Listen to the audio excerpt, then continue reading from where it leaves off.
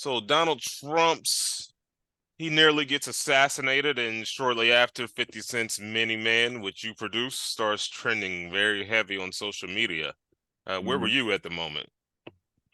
Uh, Man, I was actually in the house uh watching TV um with my wife, and we just flipped the channels, and it was just we seen, at first when we seen the incident happen, obviously I thought it was something staged that Trump was doing. I thought he was up to his old tricks, you know what I mean? So, but pretty much it seemed like maybe an hour, you know, social media started working, man, and I just started getting notified like crazy, and everybody started getting creative, and it just like happened, like just like that. It was just really crazy, like the shooting happened. So I'm just really tripping over, just this assassination attempt, and then people started connecting the song to the actual incident. So that was crazy. You say that was like the perfect song choice for the moment?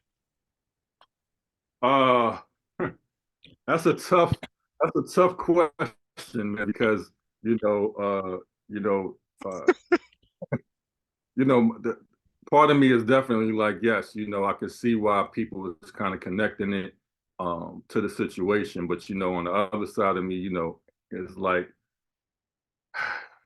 how did this even happen? You know what I'm saying? Because like I'm going to tell you, like, I'm not feeling dude at all. You know what I'm saying? So like I'm not voting for him, and so and people that know me and close to me know that I go in hard on him every chance I get. So to have that situation happen like that, and then now all of a sudden, the irony of my song being connected to this is just crazy. But now I can, clearly say this is my most iconic, legendary production. And I don't like to use those words, especially talking about myself. But it's that's what a classic is. It lasts the test of time. And we're literally talking about something that I did 20 years ago. 50 Cent, he seized the moment. He performed the song in Boston. He photoshopped Trump's face on the Get Rich or Die Trying album cover. So you're Uh, saying that if the song was to continue to be associated with the Trump campaign, you would have to put your foot down. oh yeah, yeah, that's not happening. That's not happening. So that's the difference. Like a lot of people on social media, like it's a video going around now with him.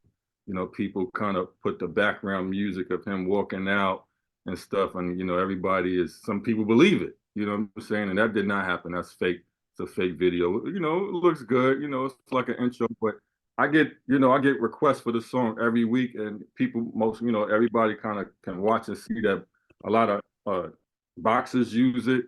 Tom Brady uses it, athletes. So I get that part of the connection of the song, but at the same time, that's not going to happen. I see that you're representing Cameron in like a beat battle with, some of your fellow legendary producers.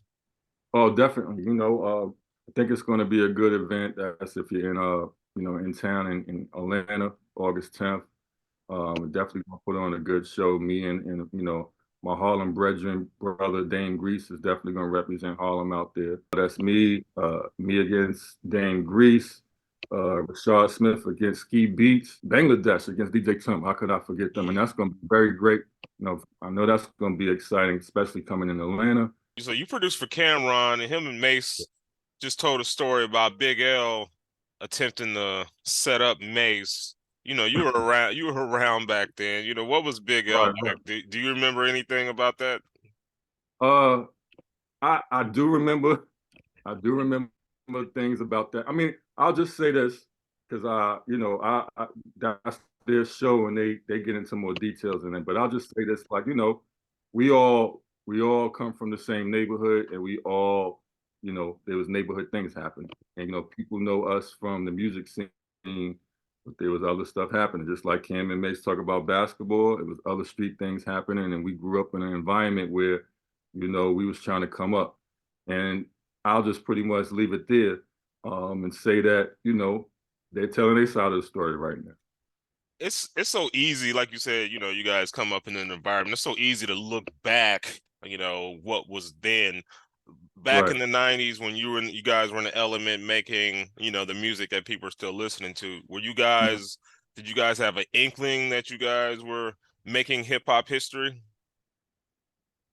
Uh, Not really making hip hop history, but I do believe that we definitely had the perseverance to make it happen. Like we were doing everything. Like I tell people all the time when I look at the Wu-Tang series, there's a lot of parallels because while they were doing that in Staten Island, we were doing that in Harlem the same kind of way. You know what I mean? So it was like, Cam and and Mace and Blood and everybody was coming to my house to make music on my 4-track machine. I would go to Big Al house to play beats for him. And we was trying to all figure it out at the same time. And that goes back to the last question you just asked me. You still can't remove that street element as well that was going on, so things just happen like that.